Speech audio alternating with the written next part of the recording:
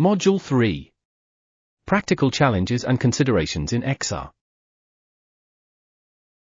Shaping the Health and Care Workforce of Tomorrow.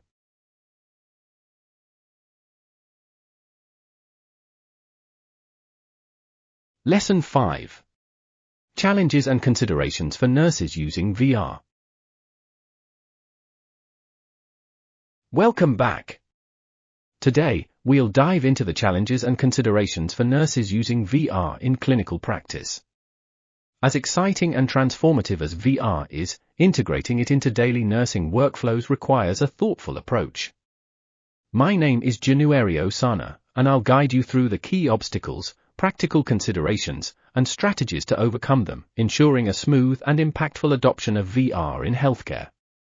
Let's start with an important question: why focus on challenges when the benefits of VR are so apparent?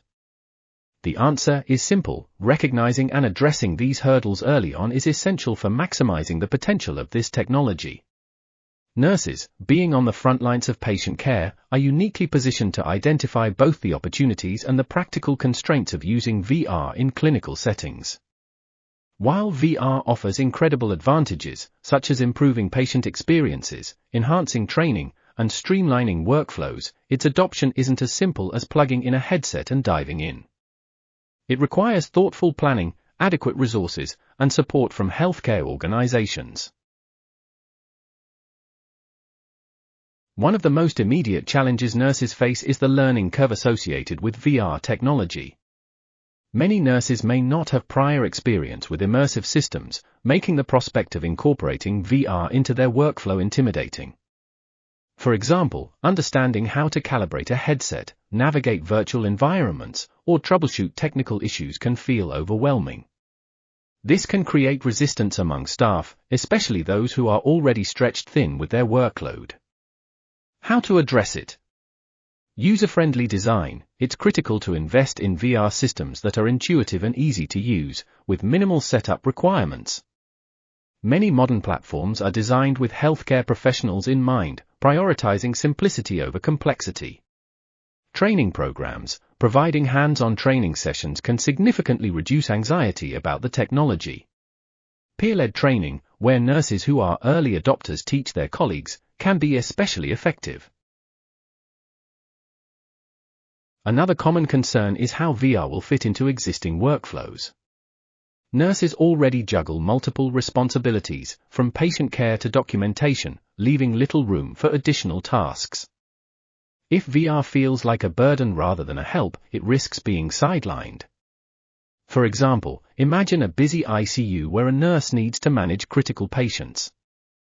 Adding the task of setting up a VR session for a patient without clear guidelines or support can feel unmanageable. How to address it?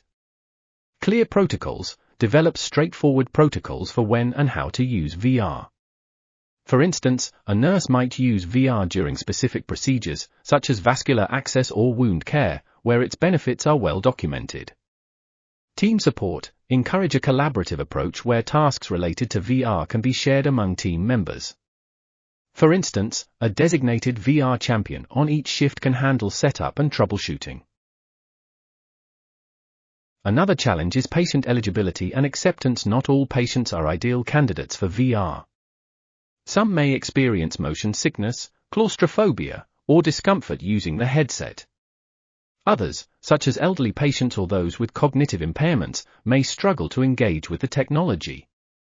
Additionally, cultural and personal preferences play a role. For example, a patient who finds VR fascinating might fully embrace the experience, while another might find it alienating or unnecessary. How to address it? Screening tools. Develop simple screening tools to identify patients who are suitable for VR. These might include questions about motion sickness history, visual impairments, or psychological conditions that could affect their experience.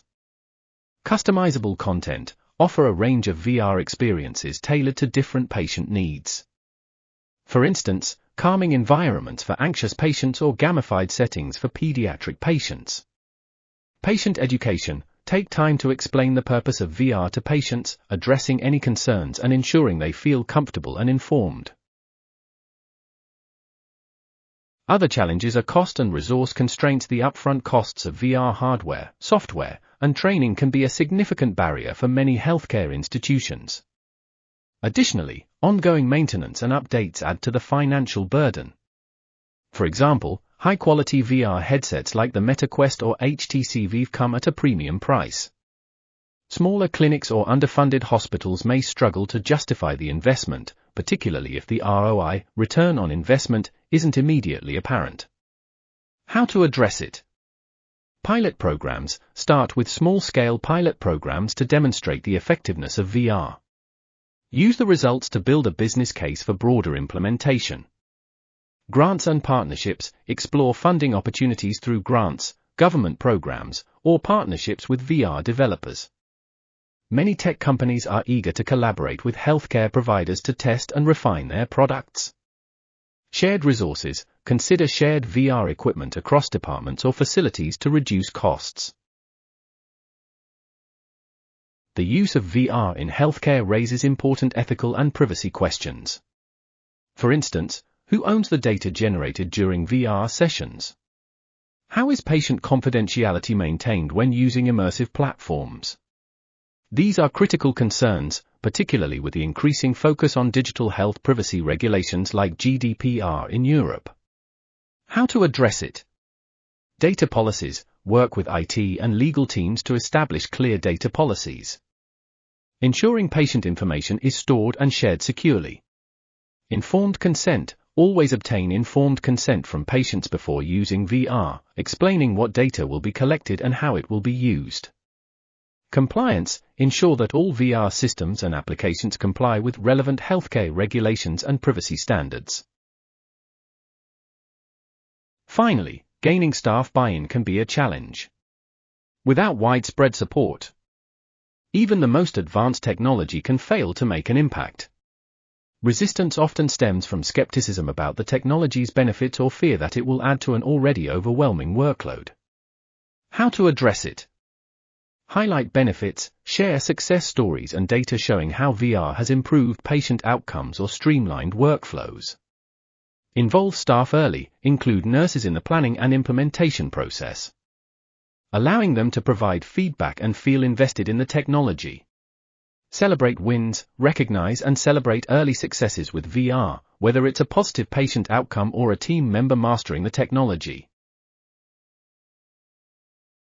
While the challenges of using VR in nursing are real, they are by no means insurmountable. With the right strategies, support, and mindset, these obstacles can be transformed into opportunities for growth and innovation. As VR continues to evolve, we'll see improvements in affordability, usability, and content availability, making it an even more valuable tool for nurses. By addressing these challenges head-on, we can ensure that VR becomes an integral part of nursing practice, enhancing both patient care and professional development. Thank you for joining me for this session. In our next lesson, we'll focus on how VR engages patients and ensures their safety during clinical applications. I look forward to seeing you then.